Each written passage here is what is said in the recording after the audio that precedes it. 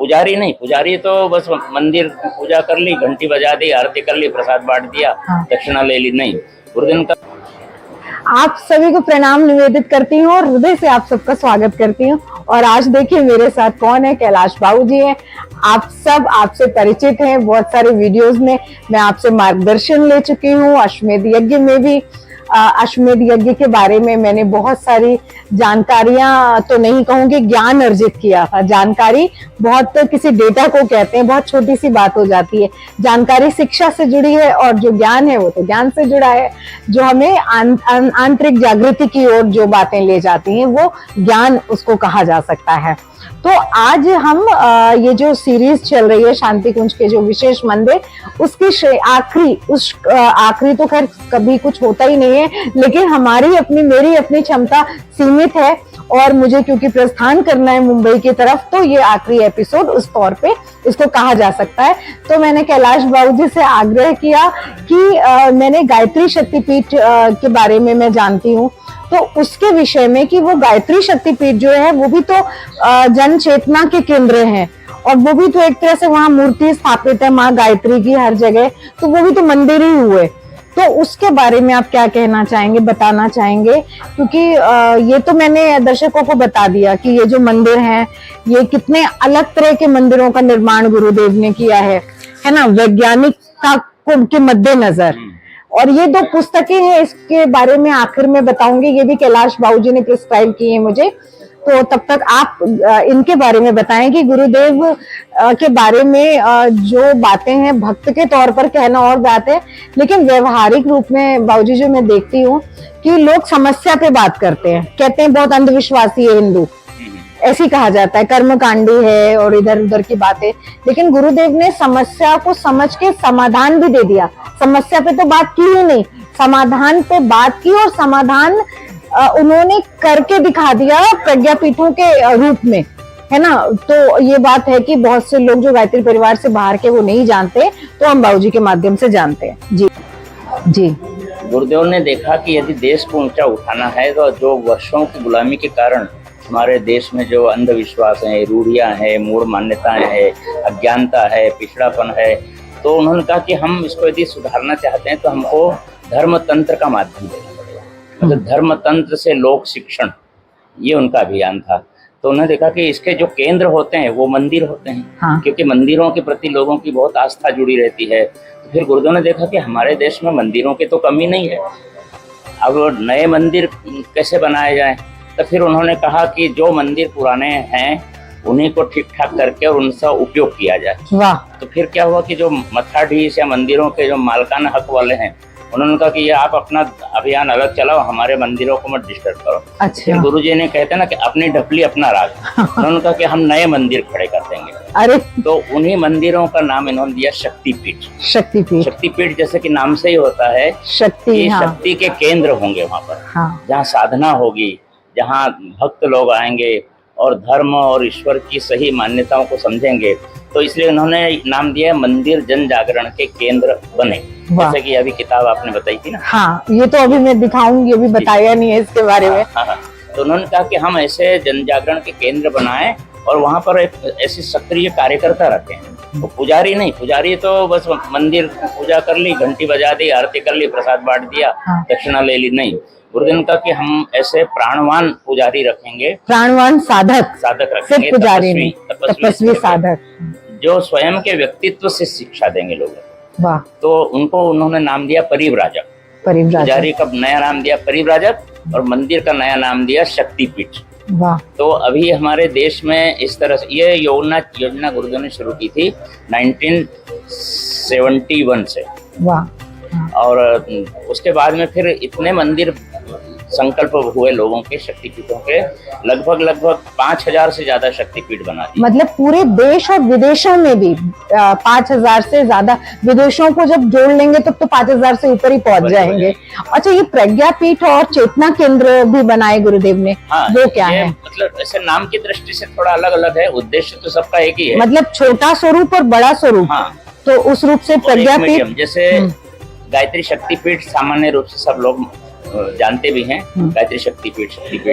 तो ऐसे शक्तिपीठ अधिकांश हैं जो कि जिला स्तर या तहसील स्तर के स्थानों पर हैं, और कुछ उससे छोटे स्थान हैं जैसे कस्बा है, छोटा गांव है, तो उसमें जो छोटा मंदिर उनको प्रज्ञापीठ, उसको प्रज्ञापीठ। और ये जो मुंसियारी और सेंधवा है ये, हाँ, ये तो बहुत बड़े बड़े केंद्र हैं। तो ये चेतना केंद्र या कुछ अलग? नहीं, चेतना केंद्र ही कह सकते हैं। चेतना केंद्र, लेकिन चेतना केंद्र का उद्देश्य था कि जैसे कोई बड़ा शहर जैसे मुंबई है, हाँ, दिल्ली है, कलकत्ता है, मद्रास है, अधिक तो वहाँ उस पॉपुलेशन वाले इलाके को जगाने की जिम्मेदारी होती है इनकी। तो उसका नाम उन्होंने गायत्री चेतना केंद्र, मतलब जहाँ से गायत्री चेतना का प्रसार हो सके। और वहाँ पे मेरा ख्याल है कि जैसे मुंबई में है तो वहाँ पे अधिक लोगों के रुकने की व्यवस्था है, क्योंकि बड़ी योजनाएं वहाँ से संचालित हो सकती हैं। तो वहाँ पर रुकने की भी बहुत अधिक लोगों के रुकने की व्यवस्था है।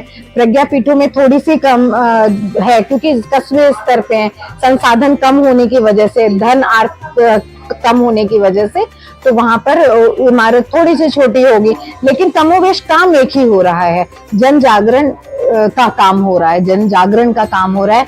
धर्म से कोई लेना देना नहीं है उसका। वही बात है जो सनातन संस्कृति है, सभी के लिए है। वो मनुष्य से मानव को मनुष्य बनाने की टकसाल कह सकते हैं कि गुरुदेव ने, मेरा ख्याल है ऐसा।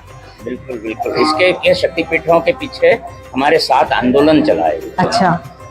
हमारे 7 आंदोलन में एक तो लोगों में आस्तिकता का भाव बढ़े, ईश्वर के प्रति मान्यताएं ठीक हो, हाँ। इसके लिए पूजा उपासना कैसे करना, यज्ञ कैसे करना, एक तो ये लक्ष्य हो गया। दूसरा ये कि वृक्षारोपण के द्वारा, जैसे आपने हरितिमा देवालय आसपास हरियाली कैसे बढ़ाई जाए। दूसरा कि लोग व्यसनों में ग्रस्त रहते हैं, तो व्यसन मुक्ति का आंदोलन है, शिक्षा का आंदोलन है। गुरुकुल जो वहाँ का था, बुरहानपुर का मैंने कवर किया था। हाँ। और स्वास्थ्य आंदोलन में मतलब लोग स्वस्थ रहें, जड़ी बूटियों का उपयोग करें। हाँ। और एक है सबसे बड़ा जो नारी जागरण, हमारा नारी का पिछड़ापन है, उस पर तो आप पहले बना चुकी। उसके बारे में एक बात बता दूं कि अभी मैं ना यहाँ पर शांति कुंज में एक भैया जी के परिवार में गई मिलने के लिए, रामेश्वर भैया जी के।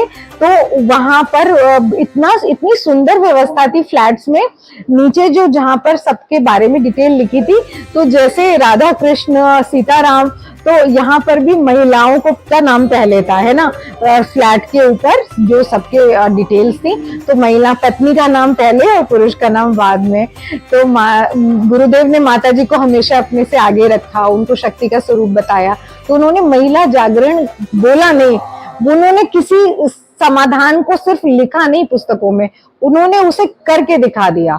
तो ये बहुत बड़ी चीज है। तो महिला आंदोलन हो गया, प्रकृति संवर्धन हो गया, बच्चों का शिक्षा हो गया, स्वास्थ्य हो गया, बड़ा स्वावलंबन, मतलब आत्मनिर्भर बनने, इसके लिए हमारे शक्तिपीठों पे प्रशिक्षण चलते हैं। जैसे बहनें हैं, मान लो कोई परित्यक्ता है, विधवा है या आत्मनिर्भर नहीं है, तो वो सिलाई का काम सीख सकती है, कोई कुटीर उद्योग सीख सकती हैं। ये मतलब देखने में तो लोग कहते हैं कि ये मंदिर है, लेकिन वास्तव में यहाँ से जन जागरण के ऐसे काम चलते हैं कि लोग दूर दूर से मतलब वहाँ पर आते हैं और प्रेरणा लेते हैं, और उसके लिए हम परिव्राजकों को यहाँ प्रशिक्षण देते हैं। तो इसका कोई प्रसार नहीं होता है ना, इसके लिए कोई अलग से नहीं? अभी क्या है कि एक तो अपना काम ही प्रचार है, अपना चैनल तो कहीं है नहीं। हाँ। जैसे और भी दूसरे जो, अच्छा, जो लोग काम नहीं कर रहे हैं वो प्रचार कर रहे हैं, और जो काम कर रहे हैं, काम ही अपना खुद प्रचार है, काम ही प्रचार है।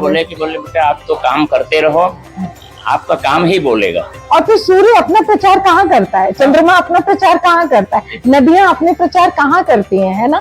तो जो काम कर रहे हैं, जो साधक हैं, जो सत्य से के मार्ग पर हैं, उनको किसी प्रचार की आवश्यकता नहीं होती है। उन्हें तो आत्मसंतोष अपने कार्यों से मिलता है और वो उसी मार्ग पर अग्रसर होते हैं। तो मैं ना ये जो आपने पुस्तकें मुझे दी हैं, ये वीडियो आप लोग अगर देख रहे हैं तो इसके पहले के भाग भी अवश्य देखिएगा, ताकि हम लोग जिन समस्याओं का रोना रोते हैं ना, हम अपने को हिंदू कहलाने में, हिंदू छोड़िए, हम मुस्लिम, हिंदू, सिख सब हिंदुस्तानी ही है जो हिंदुस्तान में रह रहा है। हम अपने को हिंदुस्तानी कहलाने में कई बार शर्म महसूस करते हैं कि देश बहुत पिछड़ा हुआ है ना, यहाँ की व्यवस्था बहुत बेकार है, राजनीति ऐसी है, तो हम समस्याओं का रोना रोते हैं। लेकिन ऐसा व्यक्ति जिसने समाधान सामने प्रत्यक्ष करके दिखा दिया हो, उसकी बातों को नहीं सुनते हैं। तो आचार्य श्री की ये 2 पुस्तकें हैं, ये है मंदिर जन जागरण के केंद्र बने। ये बाबूजी ने मुझे पुस्तक सजेस्ट की है, बहुत अच्छी पुस्तक है। मैंने आधी पढ़ी है, पूरी भी पढ़ूंगी इसे आज रात तक।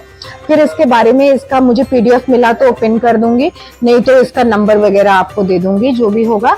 और इस वीडियो के एंड में तो ये रहेगी। और शक्तिपीठ संदर्शिका, तो इसमें क्या, ये नहीं पढ़ी है मैंने। इसमें यही शक्तिपीठों की रूपरेखा बताई है कि वहाँ क्या क्या अच्छा। गतिविधियां चलेगी, जैसे अभी हमने बताया ना। तो इसके माध्यम से डिटेल जान सकते हैं। तो कमोबेश हर शक्तिपीठ में इसी के ऊपर इसी के आधार पर होती है। मतलब एक रूपता है सब। तो ऐसा नहीं कि किसी शक्तिपीठ पे कोई अलग चल रहा है, किसी सब में एक रूपता लाने के लिए ये शक्तिपीठ बना है। और शांति कुंज में इसको कंट्रोल करने के लिए शक्तिपीठ प्रकोष्ठ है। अच्छा। पूरे देश के शक्तिपीठों का यहाँ से संचालन होता है। यहाँ से परिव्राजक नियुक्त होते हैं। हाँ। फिर 6 महीने बाद उसको बदला जाता है। अच्छा। फिर नया परिव्राजक भेज देते हैं। अच्छा, मतलब वहाँ के जो लोकल लोग होते हैं वो देखते हैं, लेकिन उनके ऊपर से उनकी सहायता करने के लिए, उनका मार्गदर्शन करने के लिए यहाँ से भी एक टीम भेजी जाती है ताकि व्यवस्थित रूप से वो चल सके। तो बाबू जी, आपका बहुत बहुत आभार व्यक्त करती हूँ। आपने मेरा इतना सहयोग किया, मेरा मार्गदर्शन किया, मेरा ज्ञान वर्धन किया। ये वीडियोस तो सेकेंडरी हैं, लेकिन इन वीडियोस को बनाने से पहले जो मुझे मिल जाता है वो अतुलनीय है। मेरी अपनी अध्यात्म यात्रा के लिए वो बहुत सहायक सिद्ध होता है। और यहाँ सभी मुझे बहुत स्नेह देते हैं। और मैं कुछ भी, कोई भी जिज्ञासा रखती हूँ यदि शांति कुंज के संबंध में, तो मुझे उसकी जानकारी दी जाती है। तो मैं इसके लिए आपके माध्यम से सभी का आभार व्यक्त करती हूँ। और आप लोगों से आज्ञा लेती हूँ। खूब खूब खूब ध्यान रखिए। धन्यवाद।